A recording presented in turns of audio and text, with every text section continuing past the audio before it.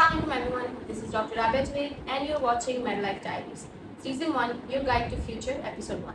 اور آج کے شو میں ہمارے ساتھ ہیں doctor Nafisa but, consultant physiotherapist. السلام علیکم. کیسی ہیں آپ ڈاکٹر صاحبہ؟ الحمدللہ، آپ بتائیں. الحمدللہ میں بھی ٹھیک ہوں. آج کا شو شروع کرنے سے پہلے اپنے آپ کو ہماری آڈینس سے تھوڑا انٹروڈیوس کرائیں. میں نے 2016 سے 2021 تک فزیوتھراپی کی ہے یونیورسٹی آف لاہور سے. اس کے بعد میں نے انٹرنشپ کی 1 ایئر کی، اور اس کے بعد اب پھر میں نے اپنا سیٹ اپ رن کیا پرائیویٹ کلینک میں، اور پھر میں نے DHA ایگزام پاس کیا اور اب میں آپ کے سامنے ہوں. اچھا، تو ڈاکٹر صاحب سب سے پہلے آپ ہمیں یہ بتائیں کہ آپ نے فزیوتھراپی کیوں چوز کی تھی and according to you what is the scope of physiotherapy in Pakistan? دیکھیں ڈاکٹر صاحب، میں نے FSC کرنے کے بعد میرا انٹرسٹ تھا فزیوتھراپی کی طرف، اس لیے میں نے یہ چوز کیا. آپ کوئی بھی کیریئر جو ہے آگے پرسیو کر سکتے ہیں جس میں آپ کا انٹرسٹ ہے. آپ MBBS کرنا چاہیں تو آپ MBBS کر سکتے ہیں، اور کوئی بھی ایسی فیلڈ جس میں آپ کا انٹرسٹ ہے وہاں جا سکتے ہیں. اور اگر آپ اسکوپ کی بات کریں تو پاکستان میں اب اس کا بہت زیادہ ایمرجنگ ٹرینڈ ہے فزیوتھراپی کا. آپ کسی بھی اچھے ہاسپٹل میں یا گورنمنٹ یا پرائیویٹ کوئی بھی ہو، وہاں پہ فزیوتھراپی کی سیٹ اویلیبل ہوتی ہے. ہر سیٹ اپ میں ایک فزیوتھراپسٹ آپ ریکوائرڈ ہے. ٹھیک ہے، آپ کسی اچھی یونیورسٹی میں جو ہے وہ اکیڈیمکس کی سائڈ پہ جا سکتے ہیں، آپ ریسرچ کی سائڈ پہ جا سکتے ہیں، اپنا پرائیویٹ کلینک رن کر سکتے ہیں. اس کے بعد اور ڈاکٹر صاحب اسپورٹس فزیوتھراپی کی بہت زیادہ پاکستان میں ہے جی. اور آپ اب تو بہت زیادہ ڈاکٹر صاحب ہر فیملی میں ایک فزیوتھراپسٹ ریکوائرڈ ہے، کیونکہ ہر فیملی میں ایک فزیوتھراپی کا مریض موجود ہے. ہاں جی ایسا ہی ہے. ٹھیک. اچھا، تو ڈاکٹر صاحبہ فزیوتھراپی کا انٹرنیشنلی کیا اسکوپ ہے؟ انٹرنیشنلی فزیوتھراپی کا کافی اچھا اسکوپ ہے. موسٹلی جو ہے مڈل ایسٹ کنٹریز، جو گلف کنٹریز آپ کی آ جاتی ہیں، عمان آ جاتا ہے، اس کے بعد آپ کا UAE آ جاتا ہے اس سائڈ پہ. اور ہر کنٹری کا اپنا لائسنس ہے. آپ DPT کرنے کے بعد جو ان کا ریکوائرڈ ہے، آپ ان کا لائسنس اور کوئی اسپیسیفک ان کا جو ٹیسٹ ہے آپ وہ پاس کرو، تو اس کے بعد آپ کو وہاں پہ جا کے کام کر سکتے ہو. کہ ہیلتھ کیئر ورکرز جو ہیں ان کے ساتھ آپ کولیبریٹ کرو ان کی ریسرچ فیلڈ میں، یا پھر آپ ان کی اکیڈیمکس میں یا ان کی کلینکل ایکسچینجز میں آپ ان کے ساتھ کولیبریشن کر سکتے ہیں. مطلب اس میں بھی آگے کوئی ایک پرٹیکولر چیز میں اسپیشلائز کرنے کا ہے، موقع مل جاتا ہے آپ کو؟ ہاں جی، آپ کسی بھی اسپیسیفک فیلڈ میں آپ جو ہے وہ اسپیشلائزیشن کر سکتے ہیں، یا آپ اسپورٹس کی طرف جا سکتے ہیں، یا آپ پیڈیاٹرکس کی طرف جیریاٹرکس کی طرف جا سکتے ہیں. اس کے بعد ڈاکٹر صاحب آسٹریلیا اور کینیڈا والے جو ہیں، یہ جو گلف سائڈ سے اپوزٹ جو کنٹریز ہیں، ان کے لیے بھی آپ اسپیسیفک پروگرام جس طرح وہ ریکوائرڈ کرتے ہیں آپ یہ پڑھ لیں. آگے آپ کا ٹیسٹ اسپیسیفک جو ٹیسٹ ہوتا ہے، جیسے UAE کا ہے DHA ہے. ہاں جی. اس کے علاوہ کوئی ایسی کنٹری ہے جس کے ساتھ پاکستانی پالیسی ایسی ہو کہ آپ کو وہاں کا ٹیسٹ نہ دینا پڑے اور آپ یہاں کی ڈگری وہاں مانی جائے؟ جیسے MBBS اسٹوڈنٹس کے لیے تو آئرلینڈ والے ایسے دیتے ہیں نا کہ آپ کا اگر سرٹیفکیٹ آف ایکسپیرینس ہے تو آپ وہاں کا لائسنس لے سکتے ہیں جنرل رجسٹریشن میں. ہاں جی ڈاکٹر صاحب، دیکھیں نا جس کنٹری میں بھی آپ چاہتے ہیں کہ آپ آگے جا کے کام کریں، دیکھیے ان کا لائسنس تو آپ کو ریکوائرڈ ہے. ٹھیک ہے، لیکن اس کے علاوہ جس طرح کی سرٹیفکیشن وہ مانگتے ہیں کہ ہاں آپ اس ایسا ٹیسٹ پاس کریں، اس کا سرٹیفکیشن ہونی چاہیے. یہ تو کنٹری ٹو کنٹری ڈیپینڈ کرتا ہے نا، آپ کون سی کنٹری میں جا کے کام کرنا چاہتے ہیں، ان کا لائسنس چاہیے، ان کا سرٹیفکیٹ. تو آپ نے DHA ایگزام دیا تھا؟ ہاں جی، دبئی کے لیے. وہ آپ مطلب how did you decide to take that? بہت سارے فیکٹرز ہیں اس کے. سب سے پہلے تو ڈاکٹر صاحب سیلری پیکیج بہت زیادہ اچھا ہے، جو کہ مین اٹریکشن ہے وہاں. اس کے بعد وہاں پہ نا لوگوں یہ فزیوتھراپسٹ اور جتنے ہیلتھ کیئر ورکرز ہیں ان کو بہت زیادہ جو ہے نا رسپیکٹیبل پروفیشن ہے وہاں پہ. اور اس کے علاوہ اپرچونیٹیز، اویئرنیس بہت زیادہ ہے لوگوں میں وہاں پہ. اور اس کے علاوہ ہیلتھ بینیفٹس بہت زیادہ ہیں وہاں پہ. تو اس وجہ سے یہ فیکٹرز بہت زیادہ مانی کرتے ہیں کہ آپ ایک اسپیسیفک دبئی کو جگہ کو آپ چوز کریں.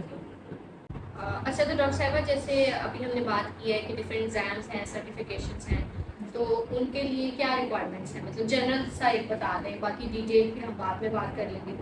ہر کنٹری کا اپنا لائسنس اور ایک ٹیسٹ آپ کو پاس کرنا ہے.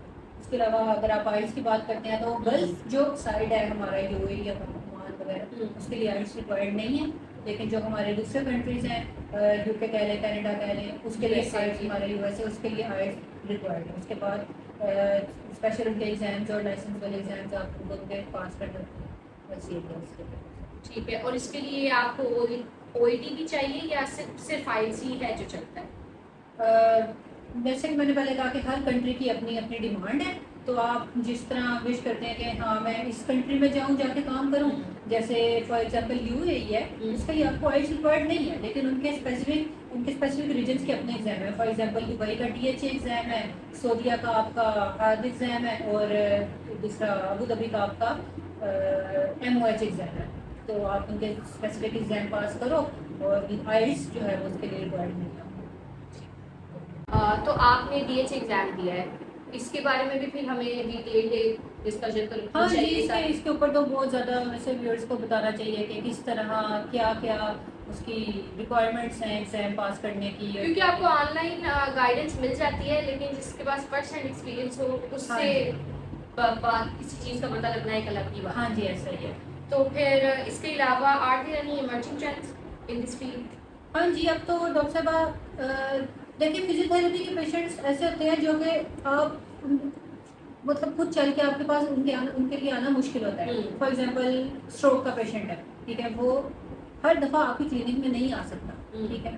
تو اب ڈاکٹر صاحبہ ٹیلی ہیلتھ جو ہے وہ آ رہا ہے, جس کی وجہ سے آپ آن لائن ویڈیو کال پہ پیشنٹ کو گائڈ کر سکتے ہیں. ظاہر ہے وہ چیز تو نہیں ہوتی, لیکن پھر بھی اب یہ نہ ہونے سے بہتر ہے. کچھ نہ ہونے سے بہتر ہے. جیسے کووڈ میں بھی ہم نے ٹیلی ہیلتھ اور ٹیلی کمیونیکیشن کے کافی زیادہ انہوں نے پروگرام شروع. ہاں جی, ایسا ہی ہے.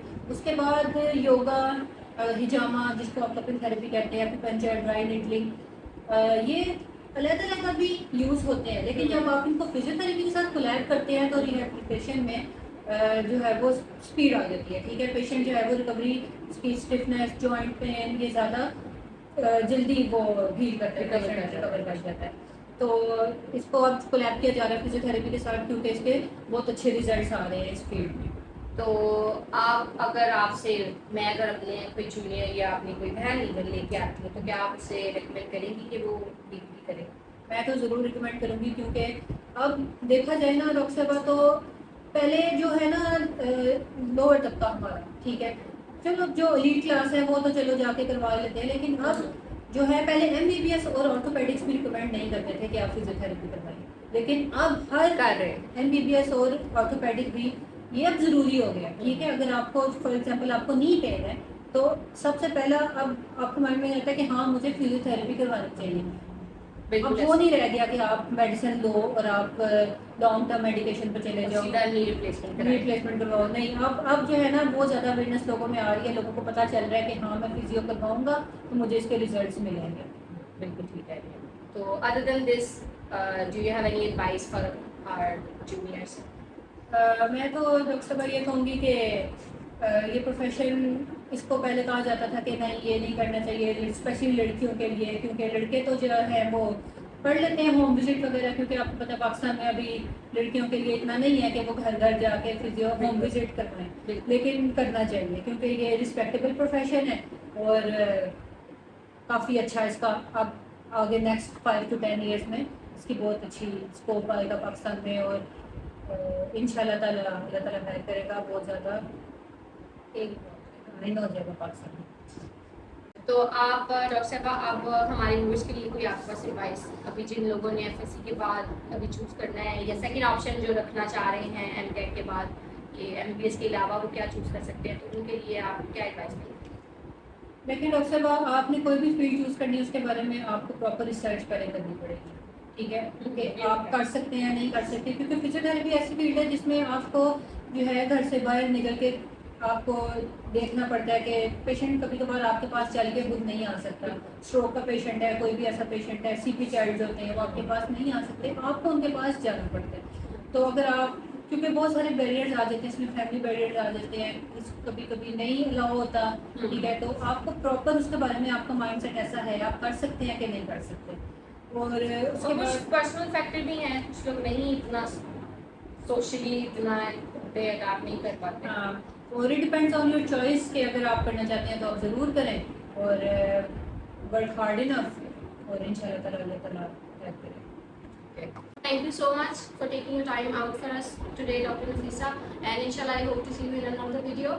اور باقی کے لیے آج کے لیے بس اتنا ہی.